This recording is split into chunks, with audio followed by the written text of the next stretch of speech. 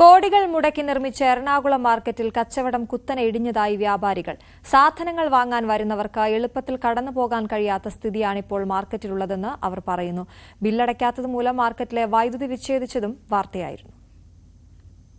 Ernakulam market കെട്ടിലും മട്ടിലും ആളുകളെ ഞെട്ടിക്കുന്നുണ്ടെങ്കിലും സാധനങ്ങൾ വാങ്ങാൻ അതിനകത്തേക്ക് ആളുകൾ എത്തുന്നില്ലെന്നാണ് വ്യാപാരികളുടെ പരാതി. പണ്ട് പരാധീനതകൾ ഒരുപാടുണ്ടായിരുന്നെങ്കിലും കച്ചവടം നന്നായി നടന്നു.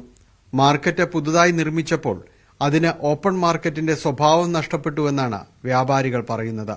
സാധനങ്ങൾ വാങ്ങാനെത്തുന്ന പലരും മാർക്കറ്റിന് പുറത്ത് വഴിയോര കച്ചവടക്കാരിൽ നിന്ന് വാങ്ങി പോകുകയാണ്. ഇവിടെ തുടങ്ങിയിട്ട് ഇതുവരെ ഒരു കച്ചവടം ഇവിടെ കിട്ടിയിട്ടില്ല. പഴയ വന്ന ആളുകൾ പോലും ഈ മാർക്കറ്റിലേക്ക് വന്നിട്ടില്ല.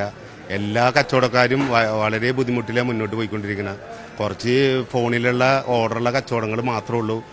ഫ്രണ്ടിൽ മൊത്തത്തിൽ ഞങ്ങൾക്ക് ഈ മാർക്കറ്റിൽ ഒരു കച്ചവടമില്ല. എല്ലാവരും ഭയങ്കര ബുദ്ധിമുട്ടിലാണ് പോണത്. വലിയ ഒരു ഹോളുമാരെ പണിത് വലിയ മാള് പോലെയൊക്കെ പണിതിട്ടുണ്ട് എന്നല്ലാണ്ട് ഞങ്ങൾക്കൊരു അടച്ചുറപ്പില്ല. ഇവിടുന്ന് സാധനങ്ങൾ കളപോണ്, കച്ചവടങ്ങളില്ല, എല്ലാം കൊണ്ടും ഞങ്ങൾക്ക് ബുദ്ധിമുട്ടാണ്.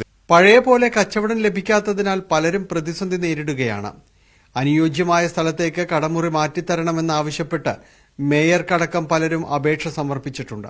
അതിനിടെ വൈദ്യുത ബില്ല് അടക്കുന്നതിൽ കൊച്ചിൻ കോർപ്പറേഷനിലുണ്ടായ ആശയക്കുഴപ്പം മൂലം അടുത്തയിടെ എറണാകുളം മാർക്കറ്റിലെ വൈദ്യുതി വിച്ഛേദിച്ചതും വാർത്തയായിരുന്നു. ന്യൂസ് 18 കൊച്ചി.